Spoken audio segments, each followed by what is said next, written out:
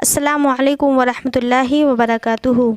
अब्दुल्लाह इब्ने उमर रज़ियल्लाहु ताला अन्हु से मरवी है कि रसूल सल्लल्लाहु अलैहि वसल्लम ने मेरे कंधे को पकड़कर फरमाया, ए इब्ने उमर, दुनिया में एक अजनबी या रास्ता चलते मुसाफिर की तरह रह। और इब्ने उमर रज़ियल्लाहु ताला अन्हु कहा करते थे, जब तू शाम करे तो सुबह का इंतज़ार मत कर, और जब तू सुबह करे तो शाम का इंतज़ार मत कर, और अपनी सेहत के वक्त में अपनी बीमारी का कुछ सामान मुहैया कर ले और ज़िंदगी में मौत की तैयारी कर ले। अखरजहुल बुखारी। हदीस में दुनिया के फ़ानी होने का बयान है। ज़िंदगी बसर करने का उसूल बताया गया है कि इंसान को दुनिया में किस ख़याल से रहना चाहिए। दुनिया इंसान का घर नहीं। सही बुखारी किताबुर रिक़ाक़ हदीस नंबर 6416। आखिर में मौला करीम से दुआ है कि हम तमाम को ज़्यादा से ज़्यादा अमल सालेह की तौफ़ीक दे।